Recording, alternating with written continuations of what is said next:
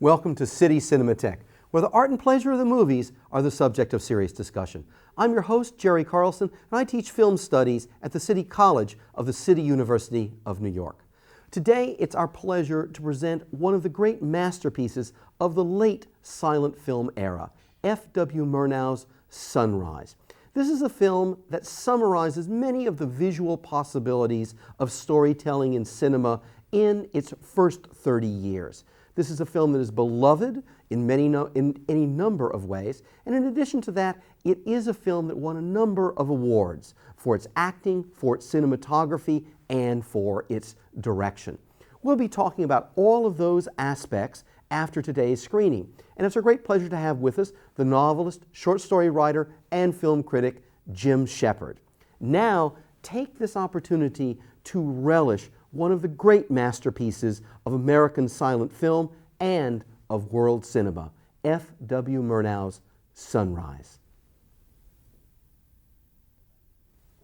Welcome back to City Cinematheque. I hope you've enjoyed this opportunity to see a magnificent restored print of Sunrise. It's a film of so much interest. In fact, one of my friends taught it for an entire semester with a graduate class. We don't have a semester, we have 30 minutes, and we do have a guest today who will be chatting with us who knows a great deal about Murnau. It's a pleasure to welcome to City Cinematheque James Shepard, Jim Shepard, known to many of our viewers for his film criticism published in the New York Times, as well as a novelist and a short story writer.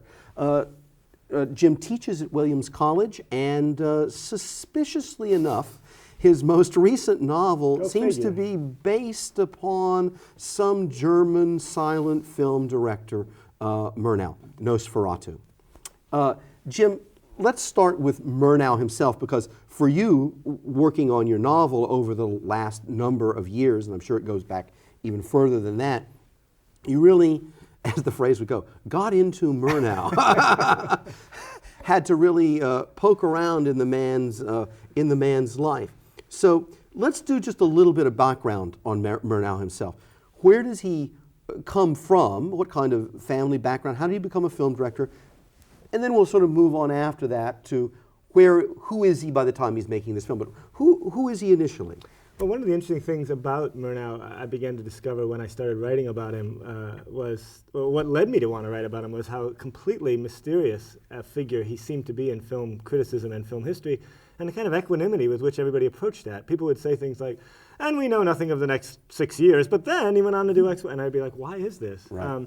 And in fact, the only biography that was available in English was, of course, Lottie Eisner's very nice biography, which would go on. She had to be quite discreet because the family was making certain that she didn't go too far in certain sexual areas, and so Lottie would hint for those who could hear the pigs come running in for miles around that certain things were going on, but then she wouldn't be allowed to do any more than hint, and the hints would be things like you'd be reading along in Lottie's biography and it would say things like, at this point filming was shut down for 2 or 3 weeks because Sandri, the handsome Malay house servant, ran amok, killed the chambermaid, and had to be killed by the police. And you're like, Sandri, the handsome Malay house servant? Where did Sandri come? You never hear of Sandri before that. You never hear of Sandri after that. The whole notion of handsome Malay house servants hasn't come up before that.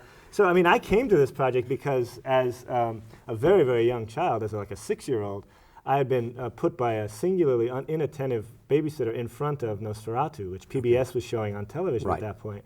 And my loved ones will tell you I still haven't recovered.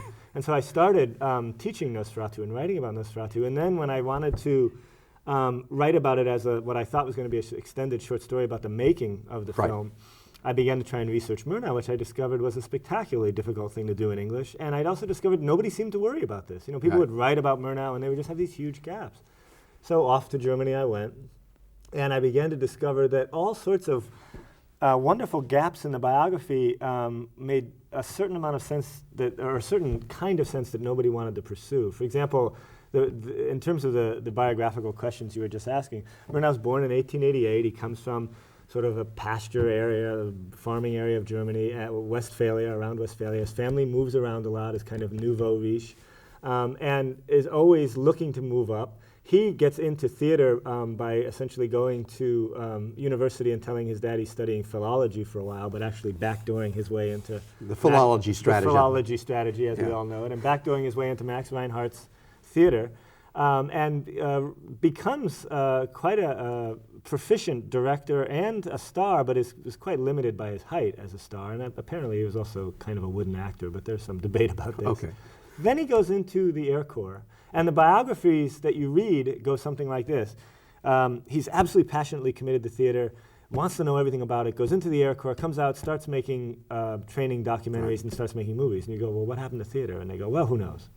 And I think, well, this is kind of an odd thing. What happened during the war? And then the biographies say the official biographies say things like, well, he had engine trouble and he sat down in Switzerland, and it just so happened that they were putting on a wonderful production of something right over the hill, and they needed a director. And I'm reading these biographies going, is this like a Mickey Rooney musical? What am I looking at here?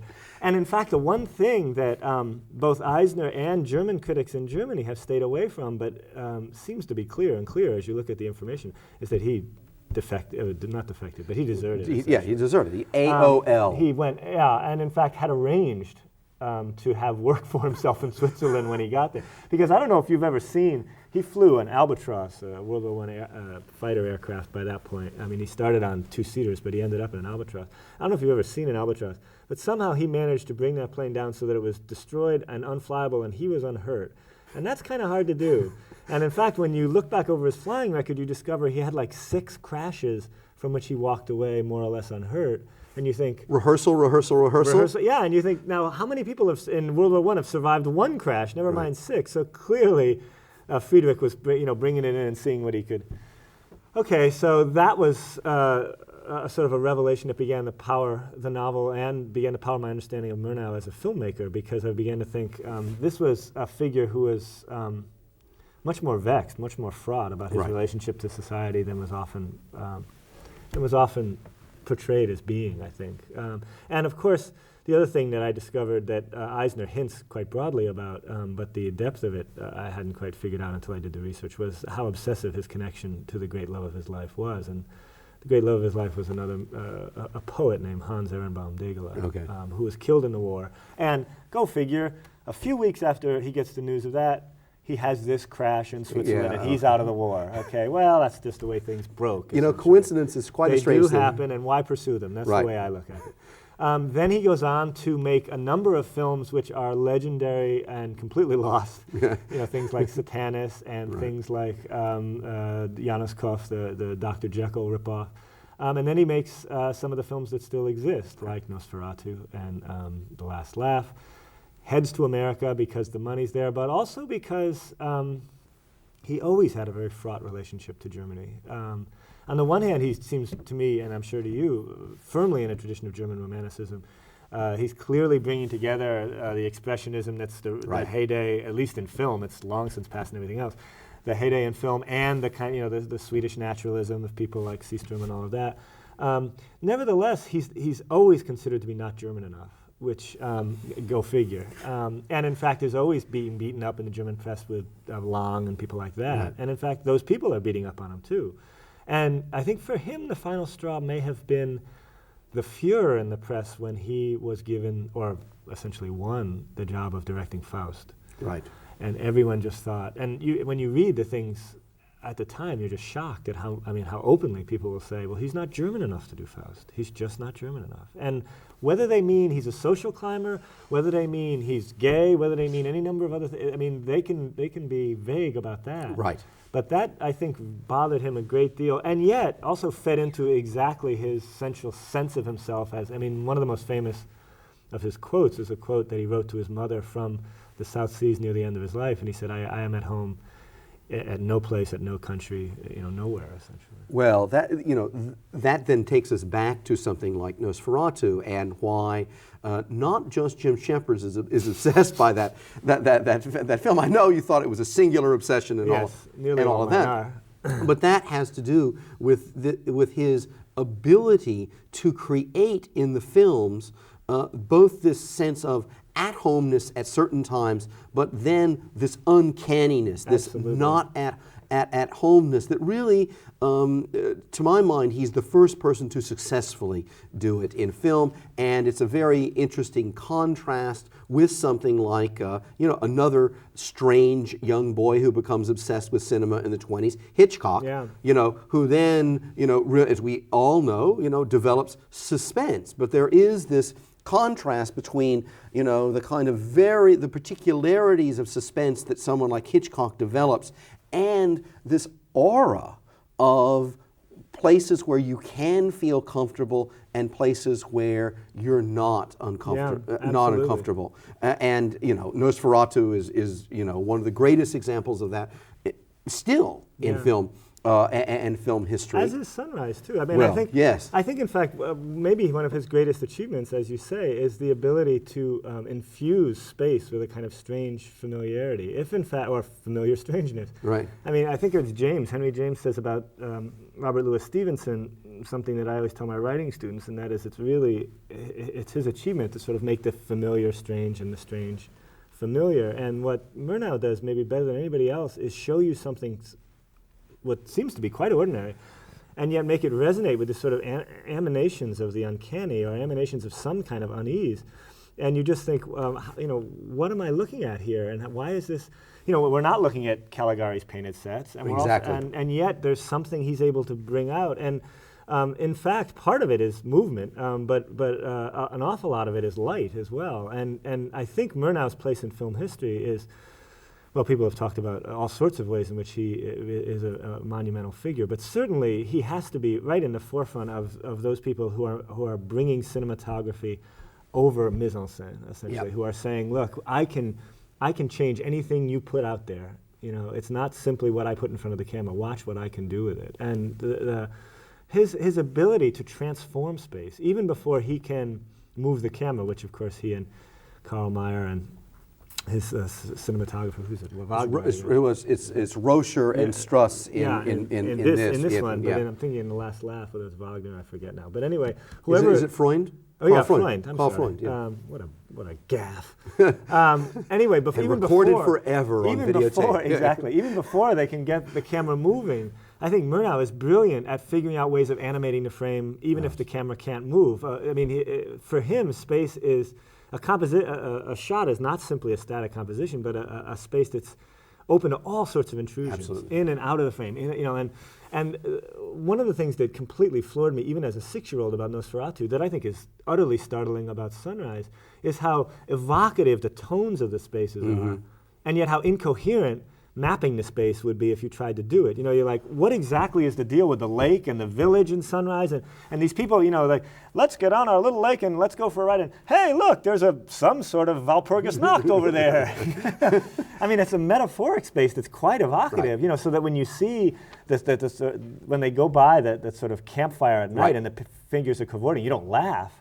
But you also, the movie will come grinding to a halt if you find yourself thinking, now, what exactly is going on here? Yeah, and what kind of passport do you use to Yes, get into how this do you country? do this, How do you get into this country exactly? And gee, if these kind of monsoons blow down every year, why don't you just stay around the coast? Why are you crossing, that sort of thing. So, and of course, the look of this film, the look of Sunrise is just utterly, what would you call it? A kind of emotionally evocative and geographically completely incoherent. Right.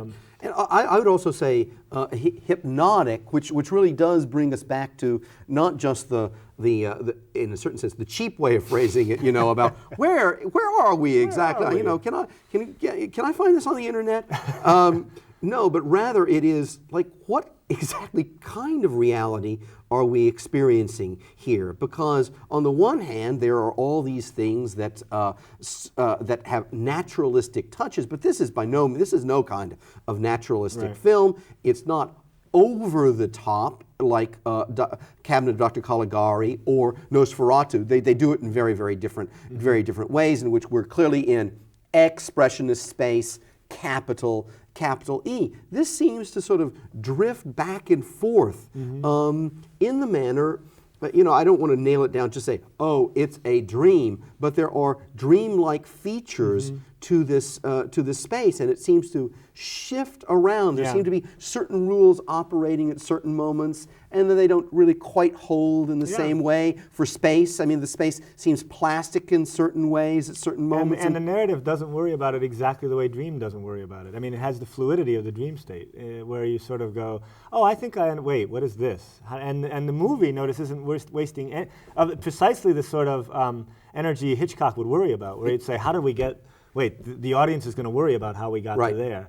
Murnau, you know, in Nosferatu in Sunrise, time after time, you think, wait a minute, like they were walking along. It was like it looked like Herald Square. Right. They turn a corner and suddenly, you know, it's like we're in a wheat field or something. How did this happen? And it has exactly that sort of blithe. Blithe doesn't carry enough charge, but it has exactly that kind of don't look back quality of the dream state, I think, and that makes it very, very powerfully, potentially metaphoric. Well, yes. You know, he is a person who can have an eyeline match where, you know, up comes Ellen and she looks off to the left and Nosferatu looks off to the right, and they're 3,000 miles apart, right? But as far as Murnau is concerned, what is the relevance there, right? No, it's not a question to be asked because he's already made that linkage. Well, that sort of gets us to this question of this film because it sort of has, in a certain way, a simple narrative. Husband makes bad decision, you know, almost kills wife, thinks, she's actually a good person. They get together. It looks like he might be punished, but he's not.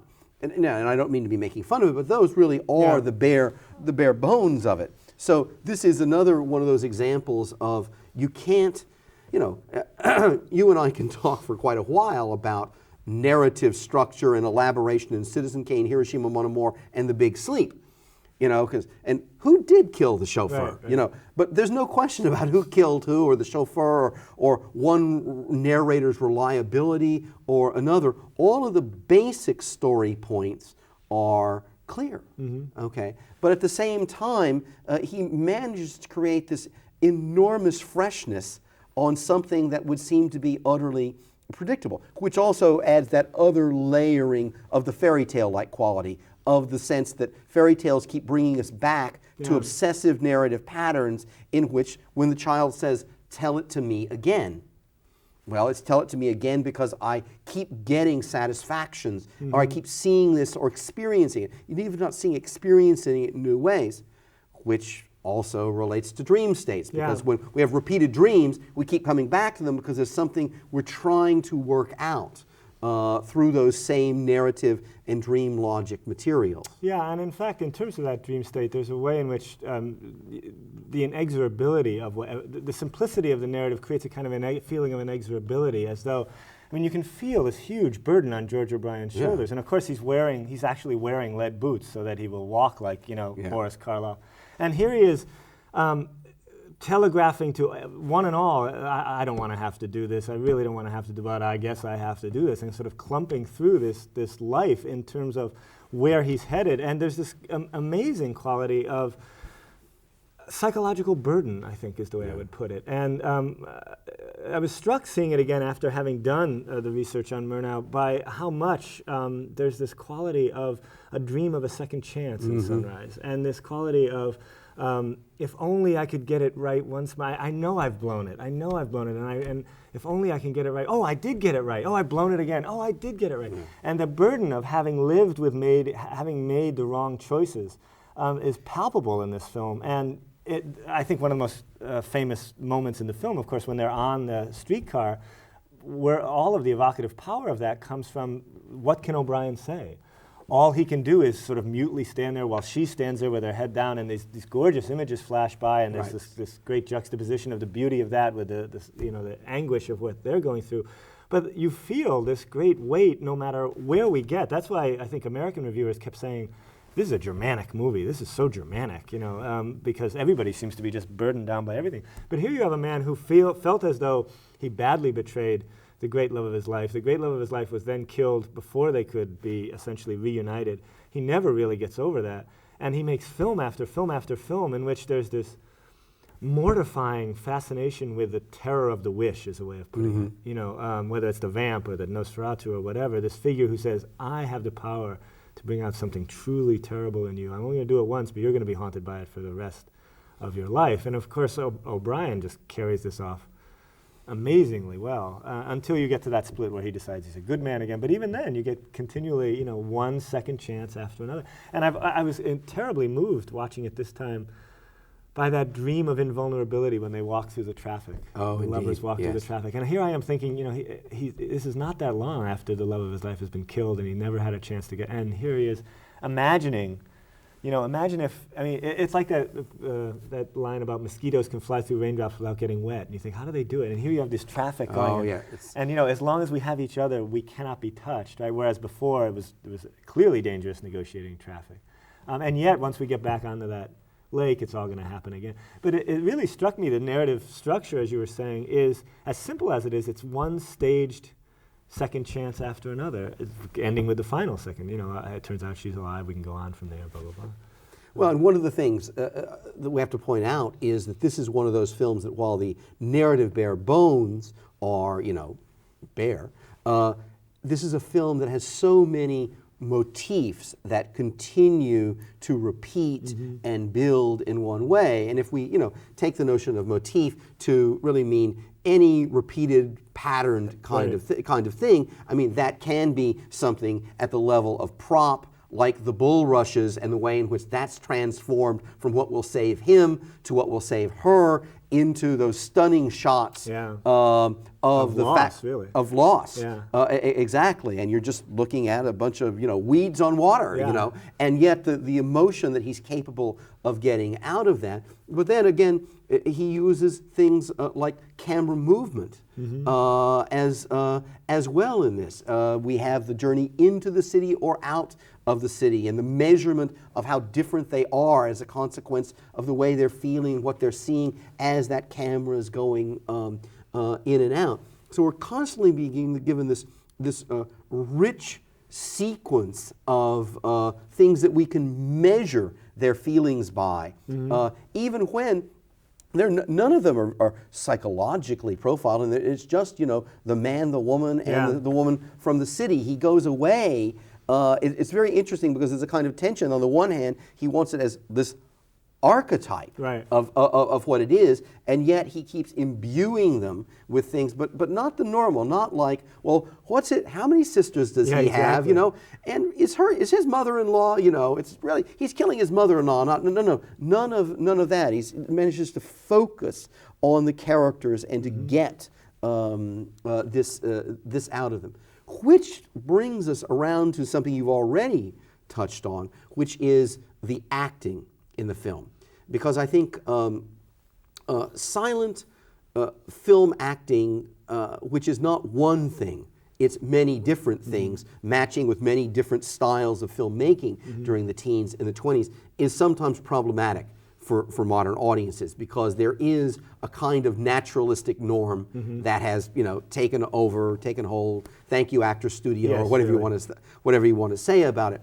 How do you read his style of acting? Let's do it from Nosferatu sort of through this. I mean, what are some of the continuities and what are some of the breaks? It's interesting. Murnau always felt as though he were not the sort. Even then, there was a tradition of there was the kind of director who would sidle up to the actor and, you know, hash things through in a kind of psychological way. There was the kind of director who would create kind of an imperious terror like Lang, and then there were people like Murnau who felt somewhat at a disadvantage, even though they'd worked in theater, in that they themselves felt keenly as though they weren't good in interpersonal ways.